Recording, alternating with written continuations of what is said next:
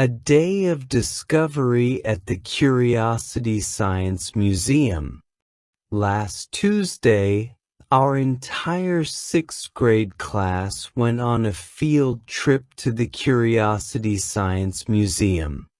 We had been studying various science topics all year, and this trip was a chance to see many of those concepts come to life.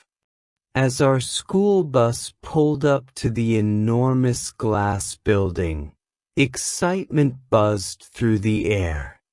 Our teacher, Ms. Rodriguez, gathered us all together in the museum's lobby. The ceiling soared high above us, with a giant model of the solar system hanging from it.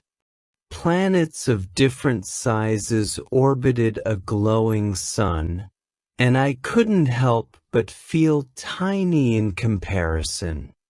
Ms. Rodriguez handed out our activity sheets and divided us into small groups, each led by a parent volunteer. My group started in the Earth and Environment section. We entered a room that simulated a rainforest, complete with mist, the sounds of birds and insects, and towering trees. It felt like we had been transported to the Amazon. A museum guide showed us how the rainforest layers work, from the forest floor all the way up to the emergent layer. We even got to hold a giant leaf that was bigger than my whole body. Next, we moved to the forces and motion area. This was where the real fun began. We raced marble roller coasters we designed ourselves, learning about potential and kinetic energy. I managed to create a loop-de-loop that actually worked, and my friends cheered when my marble made it all the way through. There was also a giant lever where we could lift a car with just the strength of our own arms. It was amazing to see how simple machines can make such a big difference. After that, we explored the human body exhibit. We walked through a giant model of a heart, listening to the boom of a heartbeat all around us. It was a bit creepy but super cool. There was also a taste lab where we learned about different taste buds and got to try some weird flavor combinations. I discovered that miracle berries can make sour things taste sweet. It was like magic in my mouth. Lunchtime came around, and we ate in the museum's cafeteria, which had a glass ceiling showing the sky above. As we munched on our sandwiches, we watched clouds drift by and tried to identify their types based on what we'd learned in class. With full stomachs, we headed to the Space and Beyond section.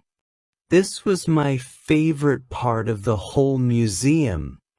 We entered a dark room filled with twinkling lights representing stars and galaxies. A huge screen showed real images from the Hubble Space Telescope, and I felt like I was floating in space. We got to touch a real meteorite and feel how heavy it was. The guide told us it was over 4 billion years old, even older than the Earth itself. In the planetarium, we watched a show about black holes. The seats leaned back so we could look up at the domed ceiling, which transformed into a sea of stars. The narrator explained how black holes form and how they can even bend light. It was mind-blowing to think about how much is out there in the universe that we still don't understand. Our last stop was the Innovation Station. Here, we got to experiment with different technologies. I tried virtual reality for the first time, taking a virtual tour of the International Space Station. It felt so real that I got a bit dizzy. My friend Jasmine programmed a small robot to navigate a maze, and we all cheered when it reached the end successfully. Before we knew it, it was time to leave. On our way out, we stopped at the gift shop. I bought a kit to grow my own crystals, eager to continue experimenting at home.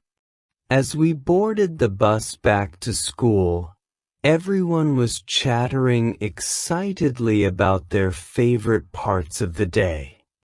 That night at dinner, I couldn't stop talking about everything we had seen and learned. My parents smiled as I explained black holes and rainforest layers between bites of spaghetti.